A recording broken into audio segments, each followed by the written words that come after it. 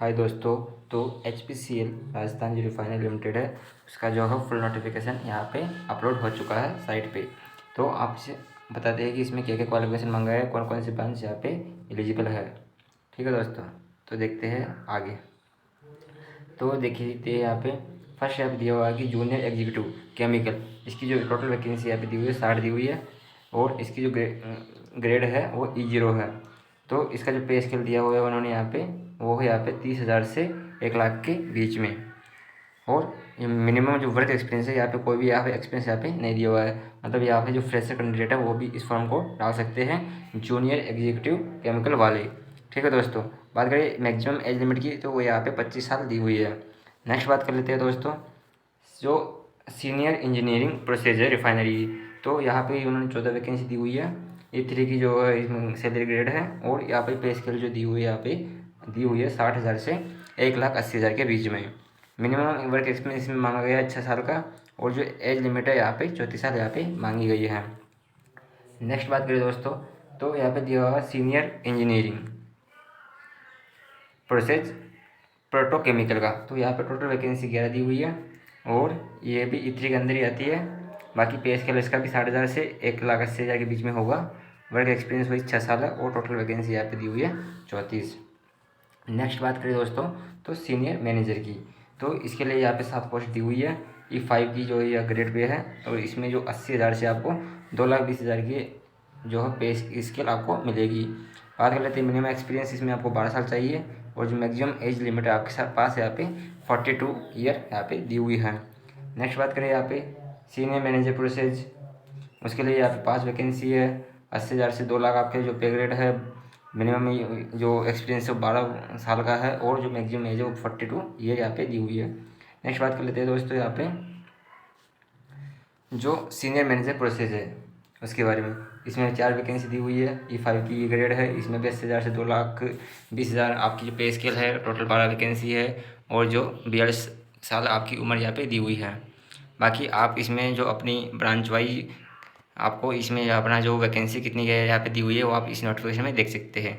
अब देखते हैं कि इसमें क्या क्या क्वालिफिकेशन मांगा गया है। जूनियर एग्जीक्यूटिव के लिए क्या क्वालिफिकेशन है, सीनियर इंजीनियरिंग के लिए क्या क्वालिफिकेशन है, वो यहाँ पे चेक कर लेते हैं। ठीक है दोस्तों, तो यहाँ पे बहुत सारा इसमें जो है यहाँ पे दी हुई है, तो आप अपनी जो ब्रांच है और उसके अनुसार आप कौन से पोस्ट के लिए एलिजिबल है वो आप यहाँ पे देख सकते हैं और आपके पास कितना साल का एक्सपीरियंस है उसके अनुसार आप इस पोस्ट को भर सकते हैं। ठीक है दोस्तों, जैसे यहाँ पे दिया हुआ इन इलेक्ट्रिकल की बात करें तो सीनियर मैनेजर इलेक्ट्रिकल में 3 पोस्ट है। E5 की 80,000 से 2,20,000 इसका है। 12 साल का एक्सपीरियंस होना चाहिए और 42 वर्ष यहाँ पे होनी चाहिए। बात कर लेते हैं ओपनिंग डेट की। ओपनिंग डेट जो है यहाँ पे 20 मार्च 2024 से स्टार्ट हो चुकी है और जो यहाँ पे जो लास्ट डेट दी हुई है वो यहाँ पे दी हुई है 15 अप्रैल 2024। ठीक है दोस्तों, और आपको all computation of age relevant experience required qualification cell भी वो होगा, मतलब जब जो एज काउंट होगी वो 11 मार्च 2024 तक यहाँ पे काउंट की जाएगी।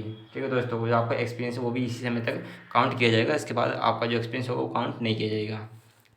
नेक्स्ट बात कर लेते हैं इसमें एलिजिबिलिटी क्राइटेरिया की, तो देखते हैं इसमें क्या दिया हुआ है।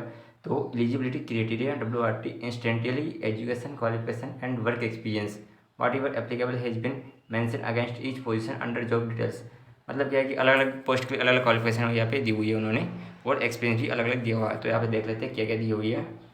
तो यहाँ पे फर्स्ट बात कर लेते हैं अपन जूनियर एग्जीक्यूटिव जो E ग्रेड की जो पोस्ट है उसके लिए, जिसमें कोई भी एक्सपीरियंस यहाँ पे नहीं मांगा गया था केमिकल वालों के लिए। तो यहाँ पे बोला गया है कि डिप्लोमा होना चाहिए केमिकल इंजीनियरिंग में, प्रोटोकॉल इंजीनियरिंग में, केमिकल इंजीनियरिंग फर्टिलाइजर में, chemical engineering plastic and polymer में और केमिकल इंजीनियरिंग शुगर टेक्नोलॉजी में, रिफाइनरी में, प्रोटोकेमिकल इंजीनियरिंग में, केमिकल इंजीनियरिंग ऑयल टेक्नोलॉजी में और केमिकल इंजीनियरिंग पॉलीमर टेक में।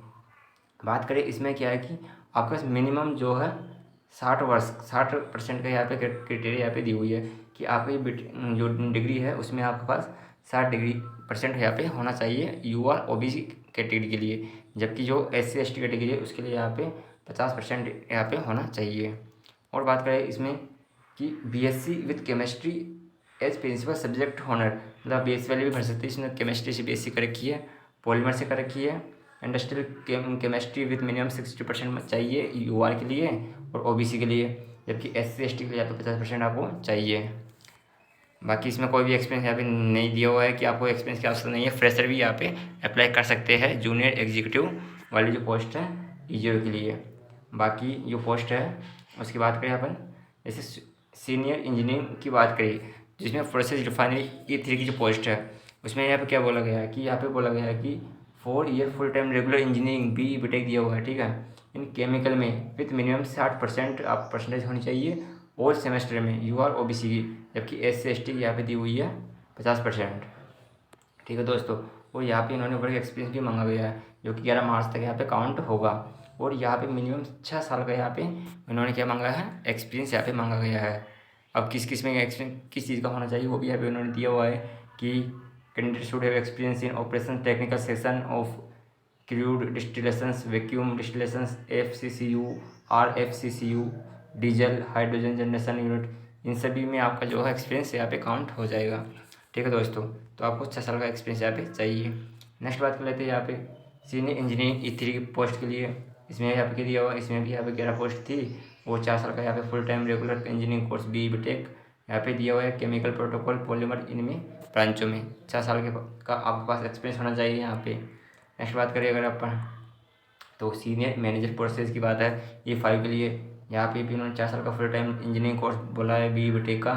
और यहाँ पे जो एक्सपीरियंस मांगा गया वो 12 साल का यहाँ पे मांगा गया है, जो कि ऊपर यहाँ पे नोटिफिकेशन में हम आपको बता चुके हैं।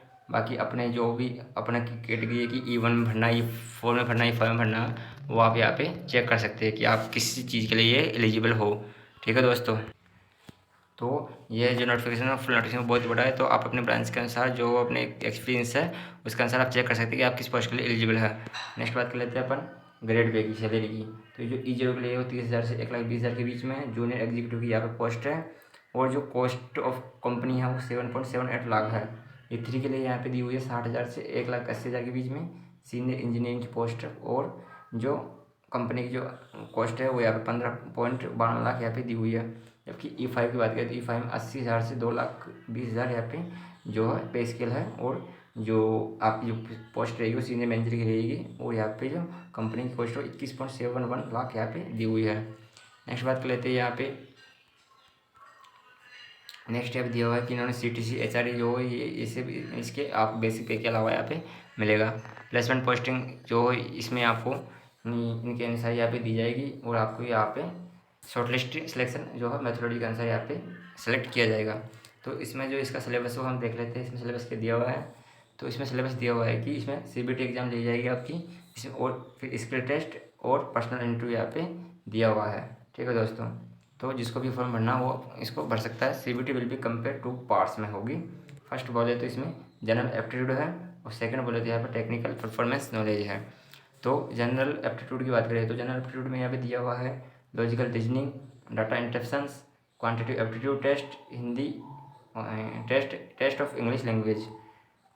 तो इसमें मैथ रीजनिंग और जो आपको यहाँ पे इंग्लिश लैंग्वेज यहाँ पे दी हुई है। सेकंड आपका जो टेक्निकल है अपने ट्रेड के अनुसार वो यहाँ पे दिया हुआ है, ठीक है दोस्तों। तो इसमें बोला गया है देखिए क्या है, कंप्यूटर बेस्ड जो टेस्ट है वो यहाँ पे 50% क्वालिफाइंग होना चाहिए। टेक्निकल जो नॉलेज है आपको वो 50% क्वालिफाई ऑल कैटेगरी के लिए है। और qualification in CBT general aptitude technical performance knowledge 60% for UR EWS candidate and 54% SC/ST के लिए यहाँ पे क्वालिफाई होना चाहिए। फिर आपको स्किल टेस्ट होगा, फिर आपका पर्सनल इंटरव्यू जो है यहाँ पे लिया जाएगा, ठीक है दोस्तों।